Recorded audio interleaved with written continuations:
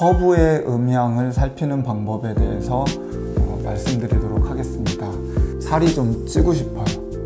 그러면 어떤 걸 먹으면 좋을까요? 하나는 뭐냐면 사람, 약차를 마시는 사람의 음양을 봐야 되고,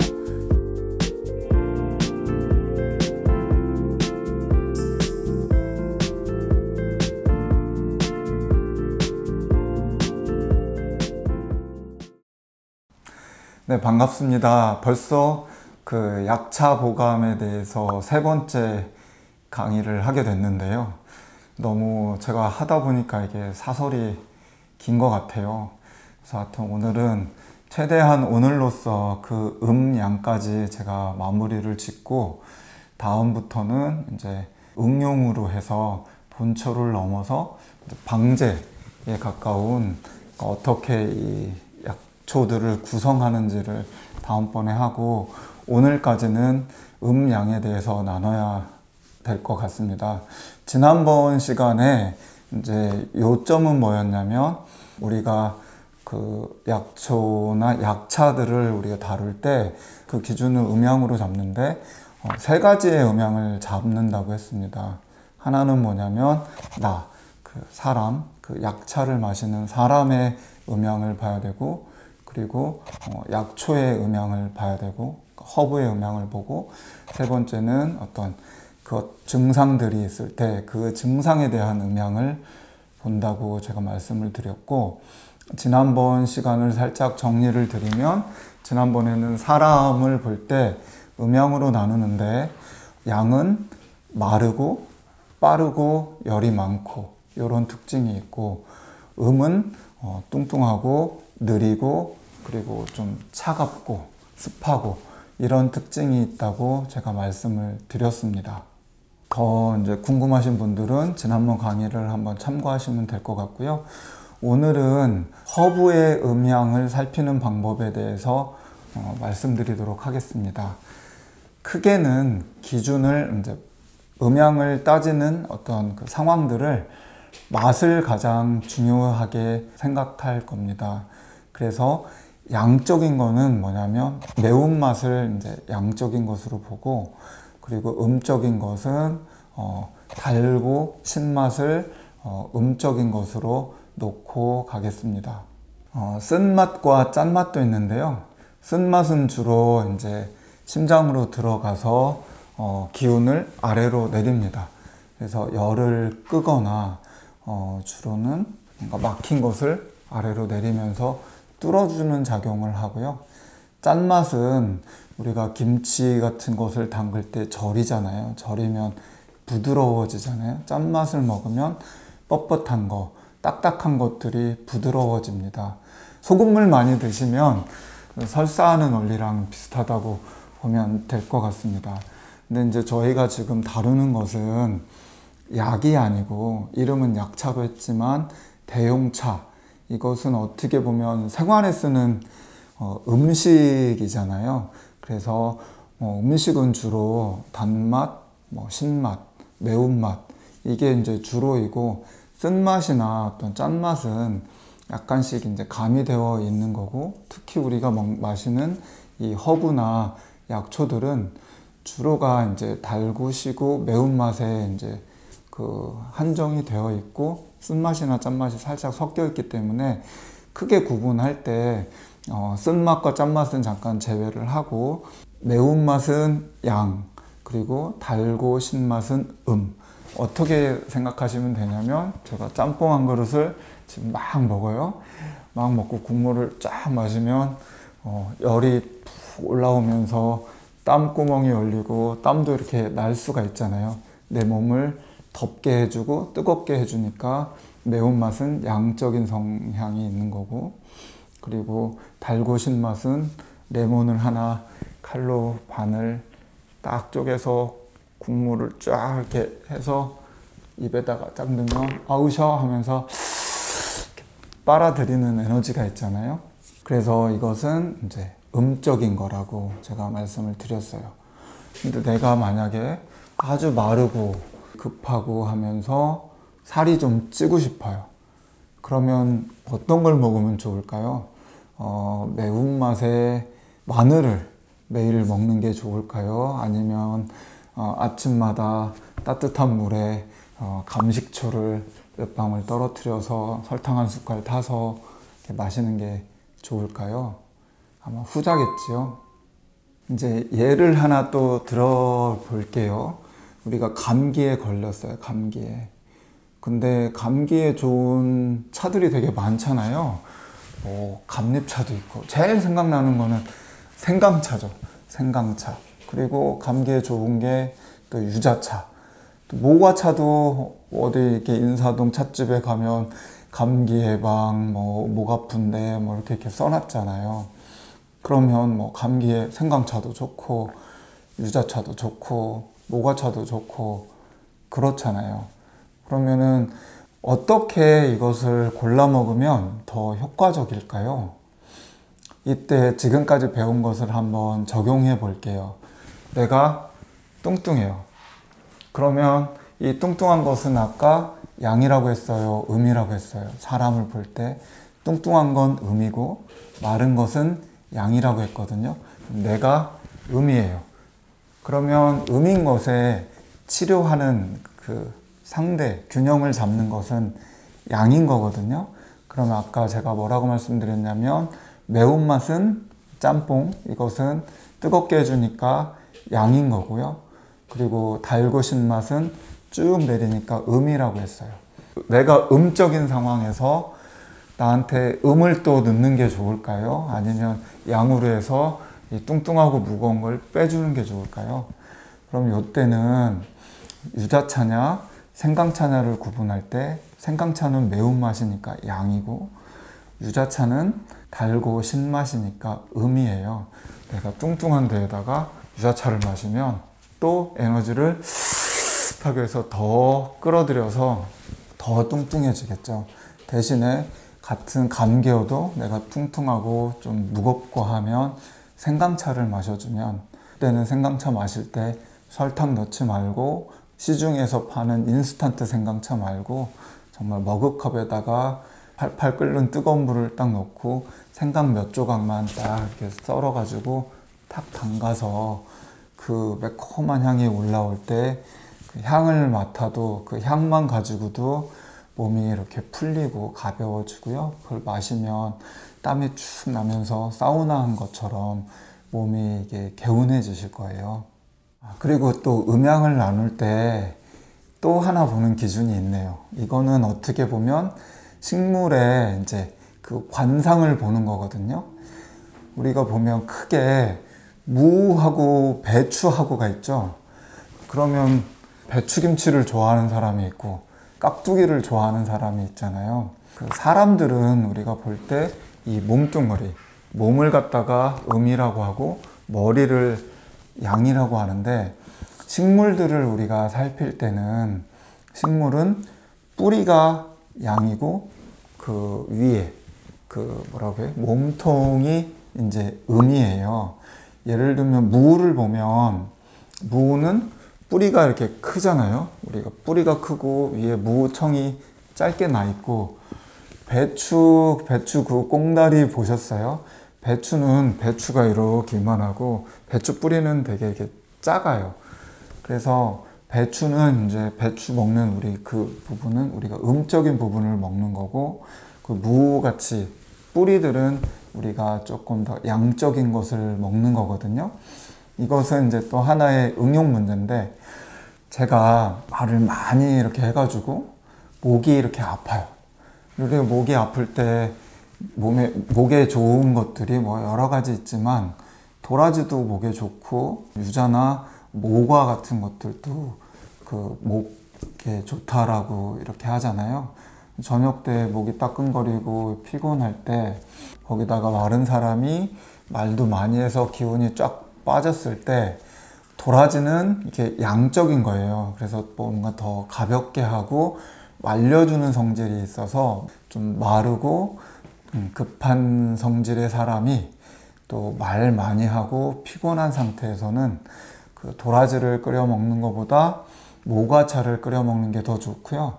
이것을 잘 모를 때는 도라지 모과를 섞고 거기다가 뭐 생강과 대추도 살짝 섞어서 드시면 크게 부작용은 없어요. 왜냐면 음양이 조화를 이렇게 이루기 때문에 큰 부작용이 없지만 또 효과가 이렇게 날카롭게 딱 이렇게 나지는 않거든요. 두리뭉실하게 효과가 나서 섞어서 연하게 오랫동안 드셔야 이제 그런 경우에는 효과를 보실 수가 있습니다. 그럼 무하고 제가 아까 배추를 말씀을 드렸는데 뿌리 쪽은 양이니까 몸에 들어갔을 때 가볍게 하고 뭔가 빠르게 하고 힘을 내주고 밝게 하고 그렇게 하고 그런 어떤 작용이 있거든요. 배추는 상대적으로 음이기 때문에 먹으면 조금 차분해지고 살도 찌고 편안해지고 부드러워지고 약간 이런 작용이 또 있습니다. 그래서 조금 몸이 통통하다고 생각하시는 분들은 깍두기 위주로 무를 많이 드시면 좋을 것 같고요. 더군다나 무는 소화되는 효과가 있거든요. 그래서 무씨를 나복자라고 그래서 그 한방 소화제에는 꼭 무씨를 우리가 쓰고요. 그리고 뭔가 여기 막혔을 때 무 이렇게 먹으면 뻥 뚫리면서 트림이 이렇게 나오잖아요. 그게 무의 어떤 양적인 성질 때문에 그래요. 그렇기 때문에 무의 맛은 조금 또 매운맛도 있죠. 아까 매운 것은 양이라고 그랬고, 또 배추는 좀 달달하잖아요. 먹으면 무도 물론 잘 익은 것은 달지만 기본적으로 매운맛을 밑에 이제 베이스로 깔고 있고, 배추는 주로 이제 단맛이 있고, 배추도 뿌리를 이렇게 먹어보면 뿌리는 또 약간 덤덤하면서 살짝 매운맛이 돌기도 하나 하지만 무보다는 훨씬 덜해요. 그래서 혹시 마른 분들은 김치를 먹더라도 조금 배추김치 위주로 드시면 좋죠. 그래서 우리가 그 중화요리, 중국집이나 또 일식집 같은 데 가면 그 단무지를 주죠. 왜냐하면 단무지가 그 소화를 도와서 특히 밀가루 같은 것들은 성질이 쌀에 비해서 차요. 냉한 성질이 있기 때문에 무랑 궁합이 잘 맞거든요. 그래서 우리가 뭐 야채들이나 아니면 요새는 보니까 비트 같은 이런 차들도 있던데 약간 뿌리 쪽에 있는 것들은 몸의 에너지를 올려줍니다. 그게 제일 이제 그 중에 강력한 것이 인삼이죠. 인삼, 홍삼 이런 초들은 기운을 끌어올려줘요. 그래서 그 기력이 무조건 올라가는 게 좋지만은 않거든요. 항상 인체를 볼 때 사람이 악셀이 부족하냐, 그 악셀, 심장에 팍 악셀을 밟아가지고 엔진의 출력을 쫙 올려주는 이것이 부족하냐를 봐야 되고, 또 하나는 냉각수가 어떠냐도 이걸 봐야 돼요. 악셀에 해당하는 것이 인삼이에요. 주로 이제 양적인 것들, 무라든지 인삼이라든지 도라지라든지 이런 뿌리 종류들은 주로 이제 악셀에 해당이 돼서 우리가 기운이 없고 처지고 많이 피로하고 좀 아침에 눈뜨기 힘들고 남성분들 스태미너가 없고 할 때 뿌리로 된 약초들을 이렇게 끓여서 이렇게 드시면 기운도 올라가고 가볍고 이렇거든요. 반면에 처지고 가라앉고 피곤하고 못 일어나겠고 무기력하고 이것은 양적인 증상일까요? 음적인 증상일까요? 주로 이렇게 가라앉고 처지고 하니까 이것들은 음적인 증상이라고 하거든요. 이때는 뿌리나 아니면은 매운 음식에 양적인 것으로 치료를 하고요. 또 양적인 증상도 있어요. 제일 큰 게 양의 가장 큰 불, 그 화병 같은 거, 그리고 뭔가 얼굴에 여드름처럼 뭐 뾰루지가 나거나 트러블이 나는 거, 그 다음에 두통, 또 잠 못 자고 뭐 이런 상태에서는 그 인삼이나 이런 걸 먹으면 더 짜증나고 더 스트레스 받고, 거기다가 이런 곪은 것들은 더 이렇게 일어날 수가 있거든요, 심하게. 그래서 그 상황들을 살펴서 음적인 상태들, 뭐 처지고 피로하고 이런 때는 양적인 허브들로 치료를 하고, 또 양적인 상태, 열받고 뭐하고 또 막 계속 바쁘게 움직이고 말 많이 하고 급하고 이런 분들한테는 음적인 것들, 그러니까 그러니까 주로 달고 신거나 아니면 열매, 뭐 구기자, 오미자 뭐 이런 열매들, 그리고 뿌리라 하더라도 맹문동이나 뭐 이런 것처럼 이렇게 좀 동글동글한 이런 뿌리를 드시면 도움이 되겠습니다. 제가 이렇게 질문도 받지 않고 또 혼자 카메라를 보고 원웨이로 지금 소통을 하고 있는데 어떻게 잘 따라오시려나 모르겠습니다. 조금 걱정도 되고 하는데 댓글로 질문을 주시면 제가 그것들 이렇게 봤다가 답변도 드리고 해나가도록 할게요.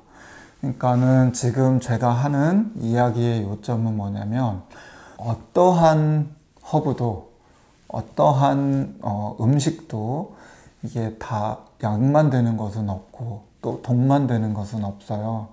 다 약도 되고 독도 되거든요. 어떤 상황에 쓰느냐에 따라서요. 그래서 예를 하나 또 들어보면 우리가 정말 제가 좋아하는 이 차나무 같은 것도 보면은 차는 좋다고만 이야기를 하잖아요. 나쁘다는 이야기는 별로 없고, 이제 주로 차 마시면 뭐 항산화 효과가 있고, 젊게 하고, 뭐 스트레스를 풀어주고, 막 이렇게 여러 가지 효능이 나오는데, 차도 이것을 양으로 우리가 구분을 할 수가 있어요. 성질 자체는 냉해요. 차고, 쓰고 단맛이 이제 주로이고, 거기에 약간의 신맛과 매운맛이 이제 가미되어 있습니다. 그래서 어떻게 보면 차는 굉장히 많은, 그러니까 음양이 이렇게 조화를 이루고 있고, 차의 종류도 이게 많아가지고, 그 같은 차여도 녹차냐, 또 뭔가 발효된 차냐, 한화된 차냐, 이런 부분에 따라서 여러 가지로 그 어떤 음양을 구분할 수 있는데, 전체적으로 본초학에 나온 그 치료되는 부위, 효능과 주치를 살펴보면 제일 먼저가 청리두목이에요. 청리두목, 이게 무슨 뜻이냐면 그 맑게 한다는 뜻이거든요. 머리하고 눈을 맑게 한다는 뜻이어서 두통에도 쓰이고 또 뭐 안구 건조나 눈이 뻑뻑한데도 이게 도움이 되고요. 두 번째가 재번지갈. 그래서 심장에 좀 열이 차 있고 우리가 입에 갈증이 나는 분들한테는 이 차가 도움이 돼요. 그리고 이뇨작용이 있고 또 소화하는 작용이 있고 청열시키면서 해독하는 작용이 있어서 설사나 뭐 이런 부분에도 도움이 되고요. 마지막으로 화담하는 작용이 있는데 이건 뭐냐면 우리 몸에 불필요한 노폐물 같은 것을 제거해주는 작용이 있어서 주로 이제 뚱뚱하신 분들이나 지방이 많은 분들한테는 지방을 이제 제거해주는 작용이 있어요. 그렇기 때문에 요즘에 홈쇼핑이나 이런 데 보면 보이차로 또 뭐 다이어트도 한다고 하는데 이 말들이 완전히 저는 틀린 말은 아니라고 생각하거든요. 그래서 이걸 효능으로 보면 이렇지만 부작용으로 보면 거기 뭐가 나와 있냐면 잠 못 자는 사람들은 마시지 말라고. 카페인이 있으니까 아무래도 그 잠에 민감한 분들한테는 그래도 커피보다는 상당히 부드러운 성질을 가지고 있고 또 그 차분하게 해주고 안정시키는 작용도 있어서 잠 못 자는 거에 그 커피만큼 영향은 없지만 그래도 이제 잠 못 자는 거에는 잠 못 자는 분들은 덜 드시는 게 좋고, 그리고 또 하나 뭐가 있냐면 몸이 야윈 사람들한테는 많이 먹으면, 오랫동안 먹으면 몸이 야위어진다고 그것을 이제 부작용으로 조심하라고 나오거든요. 그래서 너무 마른 분들은 빈속에 차를 마시는 것은 조금 조심하는 게 좋을 것 같고요. 특히 기름진 음식이나 좀 포만감이 있는 상황에서 이렇게 마시시고, 마른 분들은 또 조금 적게 마시면 좋겠고, 저는 사실 요즘 여름에 드시는 그 냉침하는 차들 있잖아요. 그것은 저는 별로 안 좋아해요. 왜냐하면 차의 성질 자체가 냉하기 때문에 찬 성질을 가지고 있어서 그래서 볶잖아요. 어떤 또 스님은 9번을 볶고 또 녹차도 되게 잘 볶아서 법제라고 하는데 증제를 하거나 찌거나 볶거나 해서 차의 그 냉기를 뺀다고 하거든요. 그게 뭐냐면 차에 이제 찬 성분을 빼서 우리가 일상에서 복용하기 좋도록 이제 만드는 건데, 이왕이면 따뜻한 물에 마시면 냉기를 제거했다 하더라도 따뜻한 그 물이 또 차의 냉성을 잡아주는 효과가 있어서 몸에 데미지가 덜 할 수가 있거든요. 근데 그 냉침에서 특히 이제 대만차 같은 것들이 주로 더 제가 보기에는 찬 것 같은데, 그 냉한 성질이 많은 것 같은데, 그것들을 이렇게 냉침해서 드시면 한 잔 정도 이렇게 조금씩 해서 시원하게 딱 마시는 건 괜찮지만, 막 이만한 통에다가 막 냉침해서 얼음 넣어서 이것은 몸에 그렇게 좋을 것 같지 않아서 그렇게 권하고 싶진 않습니다. 그래서 이제 제가 정리를 딱 해드리면, 몸에 음양이 있고 또 식물에도 음양이 있는데, 식물의 음양은 매운맛이 양이고 또 달고 신 것이 아우셔 이것이 음이니까, 또 몸은 마르고 열 있는 게 양이고 뚱뚱하고 차가운 것이 음이니까 항상 그 반대로 양은 음으로 치료하고 또 음에는 양인 것이 이게 맞으니까, 그렇게 해서 이제 그 대용차를 드실 때, 약차를 드실 때 이 원리로 드시면 좋을 것 같습니다. 이것은 계속 삶에서 트레이닝이 되어야 되거든요. 그래서 내가 생강차를 한 잔 마시더라도 통통한 분들은 설탕 없이 맑은 물에 생강 많이 넣어서 이렇게 마시면 좋겠고, 조금 마른 분들은 혹시 생강차를 마시더라도 마실 때 대추를 한두 개, 달고 그 열매인 대추를 한두 개 넣어서, 또 아니면 꿀도 한 숟갈 넣어서 이렇게 드시면 훨씬 더 이게 할 수 있을 거라 생각합니다. 시간이 길어져서 여기까지 오늘 제가 그 3번째 강의를 마치고, 4번째 강의는 정말 약초들을 가지고 약초들을 하나하나 설명하면서 하도록 하겠습니다. 4번째 강의는 여러분이 잘 아는 십전 대보탕을 가지고 응용을 하도록 하겠습니다. 그리고 시작하기 전에 이 식물의 음양에 대해서 몇 번 더 이렇게 연습하는 시간을 갖도록 하겠습니다. 이상으로 마치겠습니다.